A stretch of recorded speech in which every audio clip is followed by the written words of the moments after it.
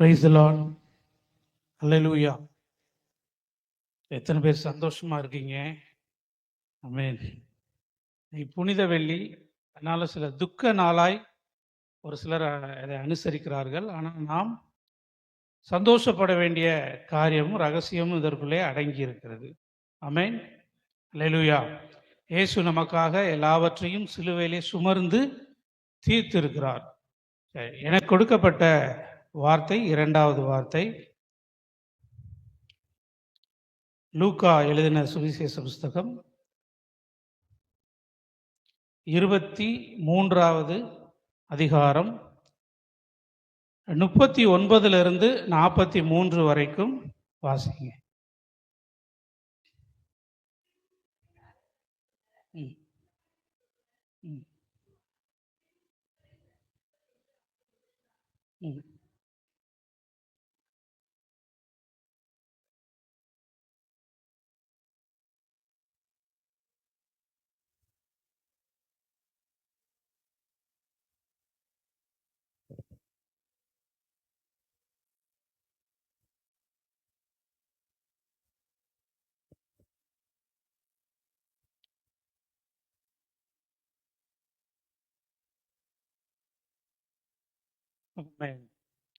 இரண்டாவது வார்த்தை என்ன அப்படின்னா, இன்றைக்கு என்னோடு கூட பரதேசில் இருப்பாய் என்று மெய்யாகவே உனக்கு சொல்லுகிறேன் அப்படின்னு ஆண்டவர் தன் அருகிலே அறையப்பட்ட ஒரு குற்றவாளி, ஒரு கல்லனை பார்த்து அவர் சொல்றாரு.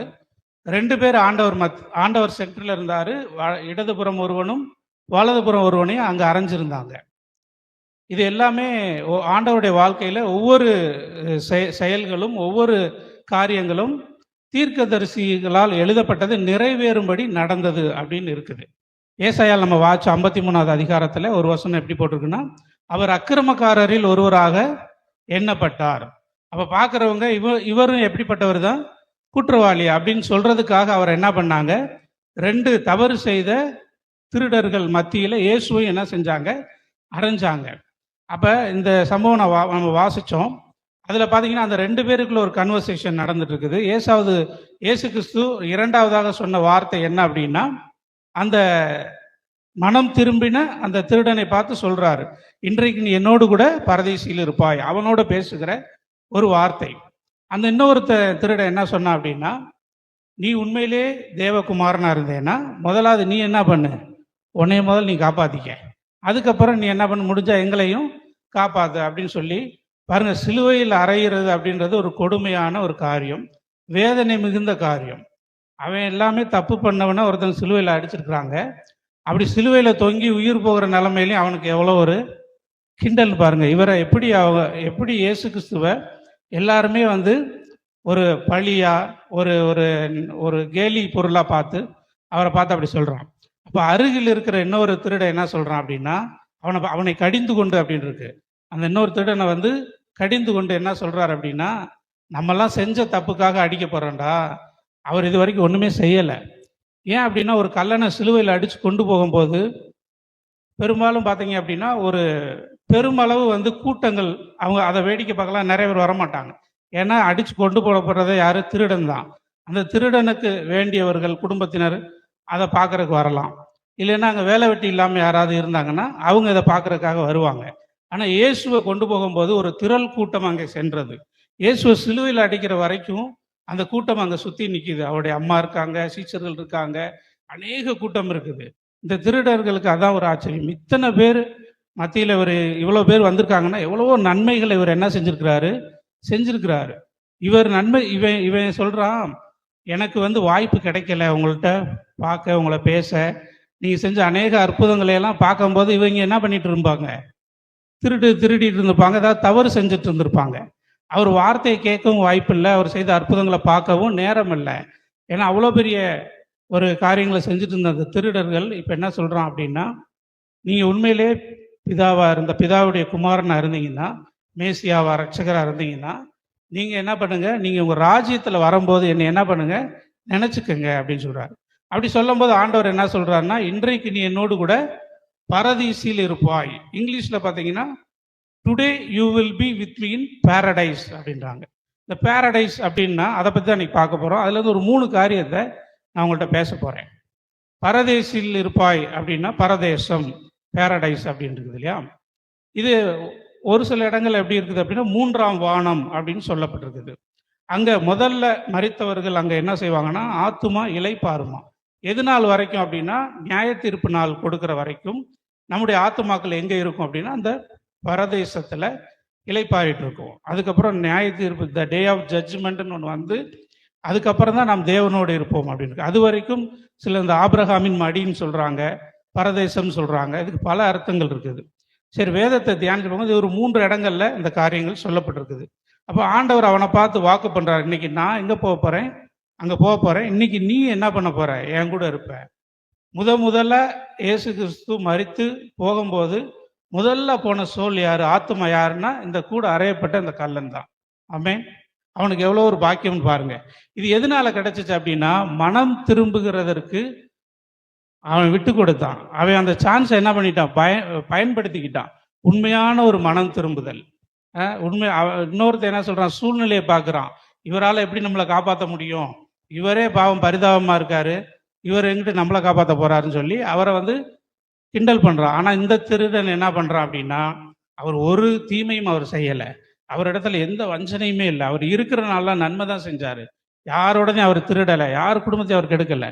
அப்படிப்பட்ட ஒரு மனுஷனுக்கு இப்படி நம்ம கூட இப்படி இருக்கிறார் அப்படின்னா ஏதோ ஒரு காரணத்துக்காக தான் அப்படி இருக்கணும். இவ்வளோ கூட்டங்கள் அவருக்காக அழுகுறாங்க. ஒரு திருடன் அடிச்சு இழுத்துட்டு போகும்போது யாரும் அழுக மாட்டாங்க, சந்தோஷப்படுவாங்க. அவன் செஞ்சா இவன் இருந்தா இன்னும் நிறைய பேருடைய வாழ்க்கையை எடுத்துருவான் அப்படின்னு சொல்லி எல்லாரும் சந்தோஷப்படுவாங்க. ஆனால் இயேசுவுக்காக அநேகர் அழுதாங்க. அதை பார்த்துட்டு தான் அவன் என்ன சொல்றான்னா அந்த வாய்ப்பை பயன்படுத்திக்கிறான். இன்னைக்கும் மனம் திரும்புதல் அப்படின்றது உண்மையான மனம் திரும்புதல் இருந்துச்சுன்னா தேவன் பெரிய காரியங்கள் நம்ம வாழ்க்கையில செய்வார். ஆமென். எவ்வளவோ காரியங்கள் நம்ம வாழ்க்கையில் வந்திருக்கலாம், எவ்வளோ குறைகள் இருக்கலாம். இந்த நாளை நீங்க என்ன செஞ்சிடக்கூடாது, விட்டுறக்கூடாது. அந்த திருடன் என்ன பண்ண, அவனுக்கு கிடைச்ச அந்த வாய்ப்பை பயன்படுத்தி ஆண்டவரோடு கூட அவன் போயிட்டான். ஆமென். நம்ம எல்லாரும் ஒரு நாளைக்கு எங்கே தான் போக போகிறோம், பரலோகத்துக்கு தான் போக போகிறோம். இந்த பூமியின் நம்ம காண்கிற இது வந்து பிசிக்கல் வேர்ல்டு, நம்ம கண்களால் பார்க்குற அந்த உலகம் நிரந்தரம் இல்லை. காணாத பரலோகம்தான் நிரந்தரம். ஆமென். அதற்காக நம்மெல்லாம் இப்போ என்ன செஞ்சுட்டு இருக்கோம், ஆயத்தமாயிட்டு இருக்கிறோம். சரி, இன்னொரு வசனத்தை வாசிங்க. 2 கொரிந்தியர் 12வது அதிகாரம் 3, 4, 2லேருந்து 2, 3, 4 3 வசனத்தை வாசிங்க.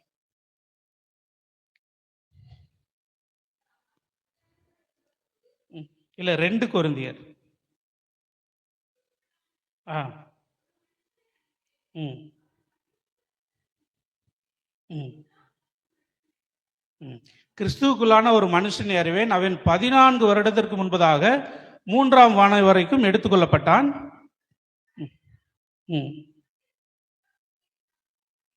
சரி, சரீரத்தில் இருந்தானோ இல்லை சரீரத்துக்கு வெளியில் இருந்தானோ அதை எனக்கு தெரியல, தேவன் அறிவார்.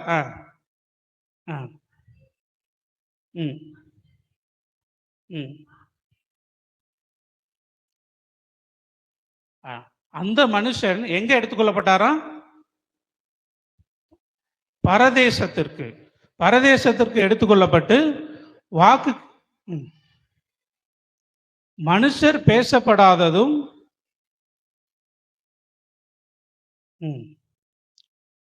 வாக்கு கேட்டாத வார்த்தைகளை கேட்டான் என்று அறிந்திருக்கிறேன்.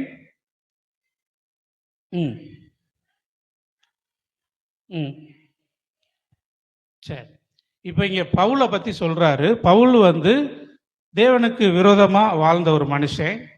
அவர் என்ன பண்றாரு அப்படின்னா அவரை தேவன் இயேசு கிறிஸ்து சந்திக்கிறாரு. சந்திச்சு அவனை சபைக்குள்ள ஊழியக்காரனை மாத்துறாரு, கொண்டு வர்றாரு. இவன் ஊழியம் துவங்குறதுக்கு முன்னாடி சில காலங்கள் அவன் என்ன பண்ணான் அப்படின்னா அரபு தேசத்துல போய் இருந்தான் அப்படின்னு இருக்குது. அரபு தேசத்துல இருந்து சில காரியங்களை கற்றுக்கொண்டான். அப்ப இவனுக்கு நடந்த ஒரு காரியம் என்ன சொல்றான்னா 14 வருஷத்துக்கு முன்னாடி 14 வருஷமா இதை என்ன பண்ணல, சொல்லவே இல்லை. இப்படிப்பட்ட ஆவிக்குரிய அனுபவங்களை, தரிசனங்களை குறித்து மேன்மை பாராட்டுவது எனக்கு பெரிய காரியம் இல்லைன்னு சொல்லிட்டு இந்த காரியத்தை அவன் சொல்றான். ஒரு மனுஷன் இருந்தான். அவன் யாருன்னா அவனை தான் சொல்றான். அந்த மனுஷன் எப்படி இருந்தான்னா சரீரத்திற்கு வெளியில இருந்தானா உள்ள ஆவியா மனுஷனான்னு தெரியல. ஆனா பரதேசத்துக்கு அந்த மனுஷன் என்ன செய்யப்பட்டானா எடுத்துக்கொள்ளப்பட்டான். மனுஷர்களுடைய ஒரு வார்த்தையை அங்க மனுஷர்கள் பேசப்படாத ஒரு சத்தத்தை கேட்டேன் அப்படின்றான். புதுசா இருக்குது அந்த சத்தம், இதுவரைக்கும் யாருமே கேட்டதில்லை. அது இங்கிலீஷில் எப்படி இருக்குன்னா, சட்டப்படி அதை யாருமே என்ன செய்யக்கூடாதான், பேசக்கூடாது. மனுஷர்கள் அதை பேச கூடாத ஒரு பாஷையை கேட்டேன் அப்படின்னு சொல்கிறான். இந்த ஒரு ஆவிக்குரிய அனுபவம் அவனுக்கு கிடைக்குது. இது எங்கே வச்சு கிடைக்கப்படுதுன்னா, பரதேசில். அப்போ பவுல ஆண்டவர் எங்கே கொண்டு போயிருக்கிறாருன்னா, இந்த பரதேசில். முதல்ல ஆண்டவர் இந்த கல்லனுக்கு என்ன பண்ணுறாரு, வாக்கு பண்ணுறாரு, நான் உன்னை எங்கே கொண்டு போவேன்னா பாரடைஸ், பரதேசத்துக்கு கொண்டு போவேன். இப்போ அடுத்து பவுல ஆவியில் தேவன் அங்கே கொண்டு போகிறார். இந்த சத்தம் பரதேசில் அப்படின்றது அது ஒரு பரலோகத்திற்கு இணையான ஒரு ஸ்தலம். அங்கே போய் என்ன பண்ணுறாரு, இந்த பவுல் ஒரு சத்தத்தை கேட்கிறாரு, அது தேவ சத்தம். ஏன்னா அங்கே பேசப்படுகிற சத்தத்தை கேட்டதுக்கு அப்புறம் பவுல் எழுதுகிற நிருபங்களை தான் இப்போ நம்ம படிக்கிறோம். அநேக நிருபங்கள் அவன் எழுதியிருக்கிறான். அவன் தேவனிடத்திலிருந்து கேட்ட காரியங்கள், ஆலோசனைகளை எழுதி இன்னைக்கு அநேக சபைகளையும் அநேக குடும்பங்களை கட்டுகிறதற்கான ஆசீர்வாதமான வார்த்தைகளை தேவன் அவனுக்கு எங்கே வச்சு கொடுத்துருக்கிறாரு, இந்த பரதேசத்தில். சரி, 2 இடத்துல பார்க்குறோம். 3வது வெளிப்படுத்தின விசேஷம் 2வது அதிகாரம் 7வது வசனம்.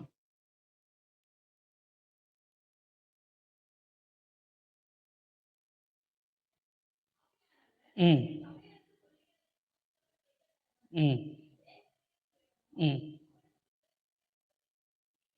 ம் ம் ஹல்லேலூயா. சரி, எல்லாரும் என்னோடு கூட சேர்ந்து இந்த வசனத்தை மறுபடியும் வாசிங்க. எல்லாரும் சத்தமா எடுத்துக்கொள்ளுங்க. வெளிப்படுத்தல் 2:7. ஆவியானவர் சபைக்கு சொல்லுகிறதை காதுள்ளவன் கேட்க கடவன். ஜெயம் கொள்ளுகிறவன் எவனோ அவனுக்கு தேவனுடைய பரதீசின் மத்தியில் இருக்கிற ஜீவ விருட்சத்தின் கனியை புசிக்க கொடுப்பேன் என்று எழுது அப்படின்னார். இது யார்கிட்ட சொன்னார் அப்படின்னா, யோவான்ட்ட. பத்மு தீவுல தனித்து விடப்பட்ட யோவானையும் தேவன் என்ன பண்றாருன்னா ஆவியில எடுத்து கொண்டு போகிறார். பவுல் எப்படி சொல்றாரு, அவருக்கு அதை சரியா விளக்கமா சொல்ல தெரியல. அதனாலதான் ஆவிக்குள்ள இருந்தானா சரீரத்துல இருந்தானா வெளியே இருந்தானான்னு தெரியல அப்படின்றாரு. ஆனா யோவானை தெளிவா என்ன சொல்லுதுன்னா ஆவிக்குள்ளானேன் அப்படின்னு இருக்குது. அதாவது நான் சொன்ன ஏற்கனவே, இது காண்கிற உலகம். காணாத உலகம்ன்றது தி ஸ்பிரிச்சுவல் ரெல்ம் அப்படின்வாங்க, ஆவியின் மண்டலம். ஆவியின் மண்டலத்துல உங்களுக்கு எல்லாமே எப்படிதான் நடக்கும், பாசிட்டிவா நடக்கும். தேவன் எதை தீர்மானித்தாரோ அவைகள் தான் அங்க நடக்கும். இந்த மாம்சத்திற்கு ஒரு உலகத்துல தான் நெகட்டிவிட்டியும் இருக்கும், தீமையும் இருக்கும், நன்மையும் இருக்கும். அதனாலதான் இங்க ஆவியில் அவனை கொண்டு போய் அவர் என்ன பண்றாரு, ஜெயம் கொள்ளுகிறவன் எவனோ அவனுக்கு எதை கொடுப்பாராம், தேவனுடைய பரதீசின் மத்தியில் இருக்கிற ஜீவ விருட்சத்தின் கனியை புசிக்க கொடுப்பான். அப்ப 2வது, முதல்ல பவுல் என்ன பண்ணார்னா ஒரு சத்தத்தை கேட்கிறார். அந்த சத்தம் அவனை எப்படி திருச்சபைகளுக்கு வேண்டிய ஆலோசனைகளை, ஜீவ வார்த்தைகளை எழுதுகிறவனாய் மாற்றிட்டு. அதுக்கு அடுத்து பார்த்தீங்க, யோவானுக்கு ஜீவ விருட்சத்தின் கனியை கொடுப்பேன். அது எங்க இருக்குன்னா பரதீசின் மத்தியில் இருக்குது. இதுக்கு முன்னாடி ஜீவ விருட்சம் எங்க இருந்துச்சு தெரியுமா, ஏதேன் தோட்டத்துல இருந்துச்சு. இன்னைக்கு ஏதேன் தோட்டம் எங்க இருக்குன்னு யாருக்காவது தெரியுமா? ஏதேன் தோட்டம் இன்னைக்கு எங்க இருக்குன்னே தெரியாது. ஏன்னா அந்த இடத்துல அந்த தோட்டமே இல்லை, அது எடுத்துக்கொள்ளப்பட்டது அப்படின்னு இருக்குது. ஆண்டவர் அங்க தூதர்களை காவல் வச்சிருந்தாரு. ஆதாம் ஏவாள் வெளியேறின என்பதாக அது எடுத்துக்கொள்ளப்பட்டது அப்படின்னு இருக்குது.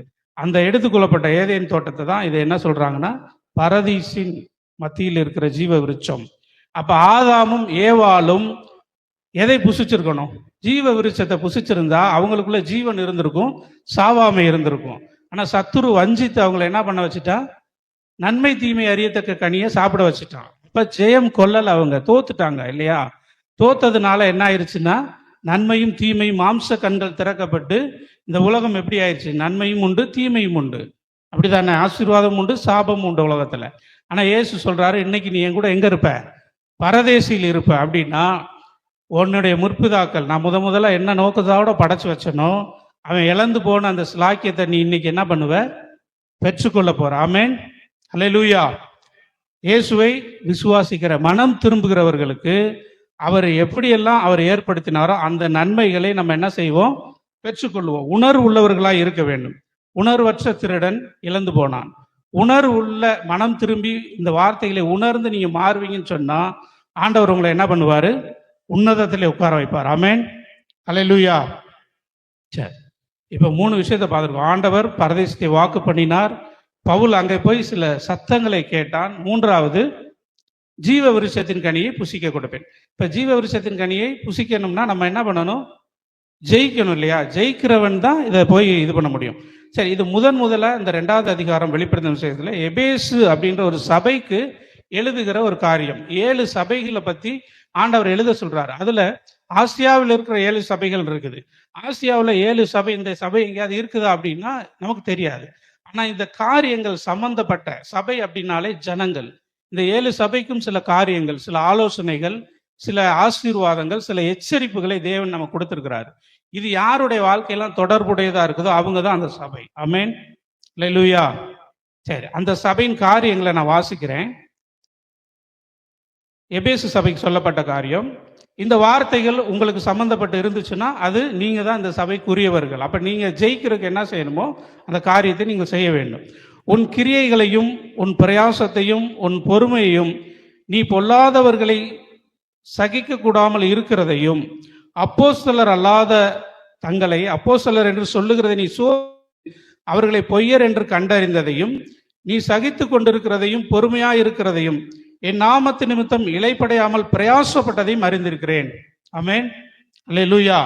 உன்னுடைய கிரியைகள், உன்னுடைய பொறுமை, உன்னுடைய சகிப்புத்தன்மை, பொல்லாதவர்களை சகிக்க கூடாமல் நீங்க படுகிற உபத்திரவங்கள் எல்லாவற்றையும் நான் என்ன செஞ்சிருக்கிறேன், அறிந்திருக்கிறேன். அதனால நீ என்ன பண்ணணும், என் நாமத்து நிமித்தம் நீ இலைப்படையாமல் பிரயாசப்பட்டதை நான் என்ன செஞ்சிருக்கிறேன், அறிஞ்சிருக்கிறேன். இந்த காரியங்கள் நமக்கு இருக்கு அப்படின்னா நம்ம தான் யாரு, எபேசு சபையினர். ஆமென்.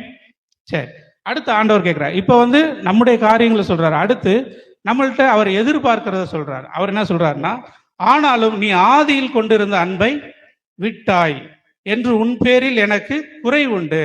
ஆரம்பத்துல நீ என்னை எப்படி நேசிச்ச, ரசிக்கப்பட்ட புதுசுல, கேள்விப்பட்ட புதுசுல பயங்கரமா அவர் தான் அப்படின்னு சொல்லி முழுமையா நம்ம அவரை நேசிச்சோம். இப்ப அந்த அன்பு என்ன செஞ்சிருச்சான், குறைஞ்சிருச்சு. அதனால ஆண்டவர் என்ன சொல்றாரு, அதை எதிர்பார்க்கிறார். நீ ஆதியில் எப்படி இருந்த, என்கிட்ட எப்படி ஒரு உறவுல இருந்தியோ அதை நீ என்ன செய்ய, மறுபடியும் புதுப்பித்துக்கொள் அப்படின்றாரு. ஆகையால் நீ இன்ன நிலைமையிலிருந்து விழுந்தாய், அந்த அன்பு குறையிறதுக்கு என்ன காரணம், நீ எங்க விழுந்தன்னு சொல்லி அதை நீ என்ன பண்ண, நிதானித்து பார்த்து மனம் திரும்பி ஆதியில் செய்த கிரியைகளை செய்வாயாக. நீ மனம் திரும்பு. சிலுவையில் அந்த மனம் திரும்பின அந்த கல்லனுக்கு தேவன் பரதேசத்தை வாக்கு பண்ணினார் இல்லையா, அந்த மாதிரி இங்க என்ன சொல்றாருன்னா, நீ மனம் திரும்பினேனா நீ என்ன பண்ணுவ, இந்த காரியங்களை பெற்றுக்கொள்ள. இல்லாவிட்டால் நான் சீக்கிரமாய் உன்னிடத்தில் வந்து நீ மனம் திரும்பாத பட்சத்தில் உன் விளக்கு தண்டை அதனிடத்தில் நின்று நீக்கி விடுவேன். அப்ப என்ன சொல்றேன்னா, மனம் திரும்பாத பட்சத்தில் அவர் என்ன விரும்புறாருன்னா, நம்ம மனம் திரும்பணும், ஆசீர்வதிக்கப்படணும், ஜீவ விருட்சத்தை சாப்பிடணும், சாவாமை உள்ளவர்களாய் தேவனோடு அரசாள வேண்டும் என்பதை தான் தேவன் விரும்புறாரு. ஆனா மனம் திரும்பாத பட்சத்தில் நான் என்ன பண்ணுவேன், விளக்கு தண்டை உன்னிடத்திலிருந்து நீக்கி விடுவேன். அந்த விளக்கு தண்டை எதுக்கு பிரயோஜனப்படும்னா, ஒரு வெளிச்சம் கொடுக்கிறது. நம்ம மனம் திரும்பலைன்னா இருள் நம்ம இடத்துல இருந்தாதான் நம்ம என்ன பண்ண மாட்டோம், மனம் திரும்ப முடியாது. இப்போ தேவன் அந்த வெளிச்சம் வார்த்தைன்னு சொல்லலாம். அவருடைய வார்த்தையின் ஆசீர்வாதங்கள், அவருடைய வெளிச்சம் நம்ம விட்டு நீங்கிருச்சு அப்படின்னு சொன்னா நம்ம என்ன ஆயிடுவோம், இருளிலே பிசாசுக்கு அவனுடைய காரியங்கள் நம்ம என்ன பண்ணப்பட்டுருவோம், பிடிக்கப்பட்டுருவோம். ஆனா ஆண்டவர் என்ன சொல்றாரு, நீ மனம் திரும்பாத பட்சத்தில் இது நடக்கும். அதனால நீ என்ன பண்ணு, மனம் திரும்பு. கடைசியா சொல்றாரு, நான் வெறுக்கிற நிக்கோலாய் மதஸ்தரின் கிரியைகளை நீயும் வெறுக்கிறாய், இது உன்னிடத்தில் உண்டு. தேவனுக்கு பிரியமில்லாத சில காரியங்களை நீங்க என்ன பண்ணணும், வெறுக்கணும். நீங்க மனம் திரும்பணும், ஜெயிக்கணும் அப்படின்னா நீங்க நிதானிச்சு பார்க்கணும், இது கடவுளுக்கு பிரியமா பிரியம் இல்லையான்றதை நீங்க பார்த்து, அவருக்கு இதுல பிரியம் இல்லைன்னா நீங்க அதை என்ன செய்யக்கூடாது, செய்யக்கூடாது. அவர் வெறுக்கிறத நீங்கள் என்ன செய்யணும், வெறுக்கணும். அவருக்கு பிரியமானதை மட்டும் செஞ்சீங்கன்னா ஆட்டோமேட்டிக்கா நீங்க என்ன பண்ணிடுவீங்க, ஜெயிச்சிருவீங்க. அதுக்கு அடுத்துதான் ஆவியானவர் சபைக்கு சொல்லுகிறதை காதுள்ளவன் கேட்க கடவன். நமக்கெல்லாம் காது இருக்கா, 1க்கு 2 காதை கொடுத்துருக்கிறாரு. ஆவியானவர் சபைக்கு சொல்ற நம்ம என்ன செய்யணுமா, கேட்கணும். ஜெயம் கொள்ளுகிறவன், இதெல்லாம் நீங்க செஞ்சு ஜெயிச்சிட்டீங்கன்னா அந்த பரதீசின் மத்தியில் இருக்கிற ஜீவ விருட்சத்தின் கனியை புசிக்க கொடுப்பேன். அல்லேலூயா. சரி, பரதேசத்துல என்னென்ன இருக்குன்னு நம்ம தெரிஞ்சுக்கிட்டோம். ஆதியில இருந்த அந்த இழந்த அந்த ஆசீர்வாதங்களை தேவன் நமக்கு திரும்ப கொடுக்க விரும்புகிறார். இதன் அடிப்படையில் தான் அந்த காரியத்தை செஞ்சிருக்கிறாரு. சரி சரி, பரதேசின் அப்படின்றது பரலோகத்தில் இருக்குது, நம்ம பூமியில இருக்கிறோம். சில சில வசனங்களே நான் வாசிக்கிறேன். யோவான் 1:51 மட்டும் வாசிங்க. யோவான் 1:51.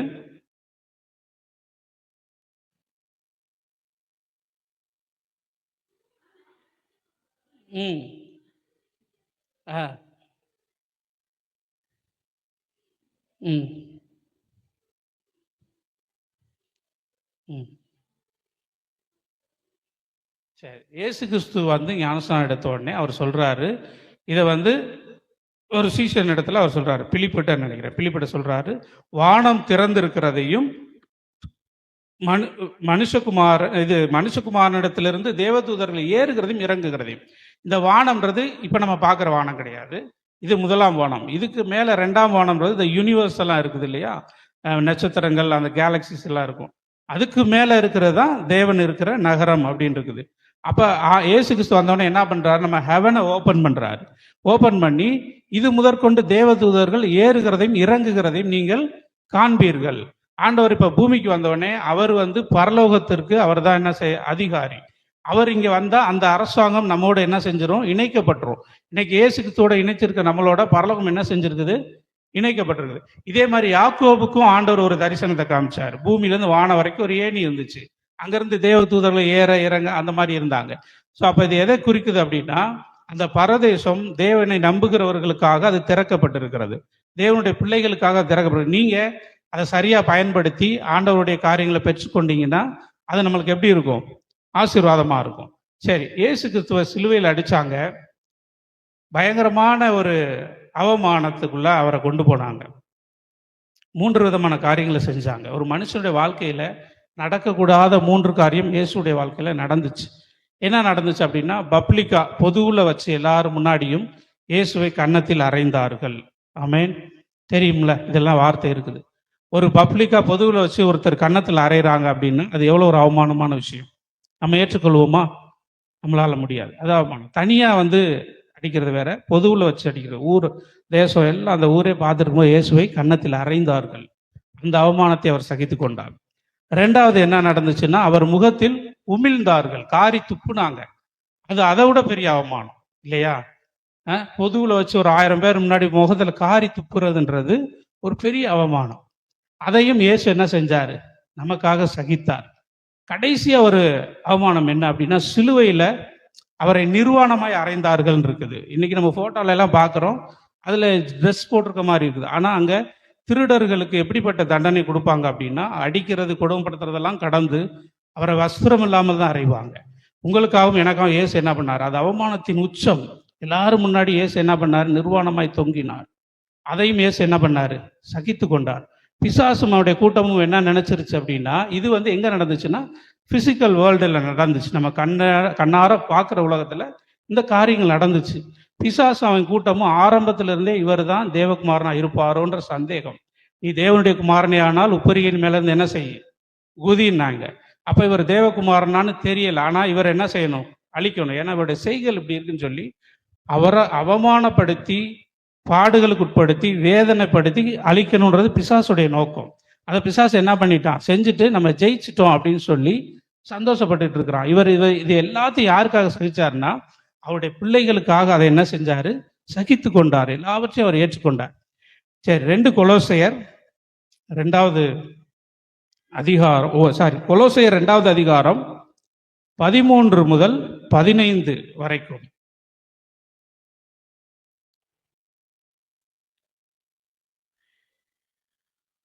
கொலோசையர் 2, 13, 14, 15. உங்கள் பாவங்களிலேயும் உங்கள் மாம்ச விருத்த சேதனம் இல்லாமலேயும் மரித்தவர்களாய் இருந்த உங்களையும் அவரோடு கூட உயிர்ப்பித்து அக்கிரமங்கள் எல்லாவற்றையும் உங்களுக்கு மன்னித்து நமக்கு எதிரடையாகவும் கட்டளைகளால் விரோதமாகவும் இருந்த கையெழுத்தை குலைத்து அவைகளை நடுவில் இராதபடிக்கு எடுத்து சிலுவையின் மேல் ஆணி அடித்து துரைத்தனங்களையும் அதிகாரங்களை முறிந்து கொண்டு வெளியரங்கமான கோலமாக்கி அவைகளின் மேல் சிலுவையிலே வெற்றி சிறந்தார். ஆமென், அல்லேலூயா. இது யார் எழுதுறதுன்னா பவுல் எழுதுறாரு. பவுல் இந்த காரியத்தை பார்க்கல, ஆனா பரதேசத்துல போய் சில காரியங்களை அவர் பார்த்தாரு, கேட்டாரு. இப்ப உலகத்துல நடந்தது என்ன அப்படின்னா, இயேசுவை அவமானப்படுத்தி சிலுவையில் அடிச்சு கொன்னாச்சு. அதே நேரத்தில் ஆவிக்குரிய மண்டலத்துல என்ன நடந்துச்சு அப்படின்னா, இங்க என்ன போட்டிருக்கு பாத்தீங்களா, நமக்கு எதிரடையாகவும் கட்டளைகளால் விரோதமாக இருந்த கையெழுத்து அவர் என்ன செஞ்சார், குலைத்து துரைத்தனங்களையும் அதிகாரங்களையும் முறிந்து கொண்டு. துரைத்தனமும் அதிகாரமும் யார்கிட்ட இருந்துச்சுன்னா, பிசாசு அதை எடுத்துக்கிட்டு அதை யூஸ் பண்ணிக்கிட்டு இருந்தான். அதை இயேசு என்ன பண்ணார, உரிந்து கொண்டு ஆவிக்குரிய உலகத்துல சிலுவையில இயேசு மரிக்கிற நேரத்துல என்ன நடந்துச்சு அப்படின்னா, இயேசு பிசாசை சங்கிலிகளால் கட்டி அடிச்சு தரதரன்னு இழுத்துட்டு போய் அவனுடைய எல்லா அதிகாரங்களையும் துரைத்தனங்களையும் உரிந்து சிலுவையின் மேல என்ன அடிச்சாராம்? ஆணி அடிச்சார். ஆமென், அல்லேலூயா. பூமியில நம்ம பார்த்துட்டு இருக்கோம் இயேசுக்கு இது நடந்துச்சுன்னு சொல்லி. ஆனா ஆவிக்குரிய மண்டலத்துல என்ன நடந்திருக்குது? என்ன நடந்திருக்கு? அவர் தான் எல்லா துரைத்தனங்களையும் முறிந்து கொண்டு வெளியரங்கமான கோலமாக்கி பிசாசுடைய எல்லா தந்திரங்களையும் முறிந்து நிர்வாணப்படுத்தி இயேசு சிலுவையின் மேல் என்ன செஞ்சிருக்கிறாரு? வெற்றி சிறந்திருக்கு. அதனால நம்ம இன்னைக்கு எப்படி இருக்கணும்? ஆமென், அல்லேலூயா. சரி, இது ஆங்கிலத்தில் எப்படி இருக்குது அந்த மட்டும் நான் சொல்லிடுறேன். By cancelling the record of டெப்ட் that stood against us with its legal demands. அதாவது இது என்ன சொல்லுது அப்படின்னா, அவர் சிலுவையில் அடிச்சார் இல்லையா, அந்த கையெழுத்து நமக்கு விரோதமாக எதிரடையாக இருந்த கையெழுத்தை குலைக்கிறதுக்காக என்ன பண்ணார்னா, அதில் என்ன இருந்துச்சுன்னா ஒரு கடன் இருந்துச்சு. பாவம் செய்கிற ஆத்மா சாகவே சாகம் இருக்குது. இது பிதாவினால் ஏற்படுத்தப்பட்ட கட்டளை. இந்த கையெழுத்தை இயேசு என்ன பண்றாருன்னா தம்முடைய ரத்தத்தினாலே அதை எடுத்து என் பிள்ளைக்கும் எனக்கும் இடையே என்ன இருக்கக்கூடாது? எந்த கடனும் தடையும் லீகல் டிமாண்ட்ஸ் அப்படின்னு இருக்கு. சட்டபூர்வமான சில டிமாண்ட்ஸ், சட்டபூர்வமான எழுத்துகள் எனக்கும் என் பிள்ளைகளுக்கு நடுவில் என்ன செய்யக்கூடாது? இருக்கக்கூடாதுன்னு சொல்லி அவர் அதை எடுத்து தன் ரத்தத்தினால என்ன செஞ்சாராம்? அதை குலைத்து அந்த எதிராக இருந்த கையெழுத்தை அழித்து சிலுவையின் மேல் என்ன செஞ்சிருக்காரு? வெற்றி செய்திருக்கு. ஆமென், அல்லேலூயா. உங்களுக்கும் தேவனுக்கு விரோதமா எந்த கடனும் இனி இருக்காது. எந்த சட்டபூர்வமான காரியமும் இராதபடிக்கு தேவன் என்ன செஞ்சிருக்கிறாரு? அதை முடித்து விட்டார். ஆமென், அல்லேலூயா. என் கடனையும் என் வழக்கையும் இயேசு என்ன செஞ்சிருக்காரு? சிலுவையில தீர்த்திருக்கிறார்.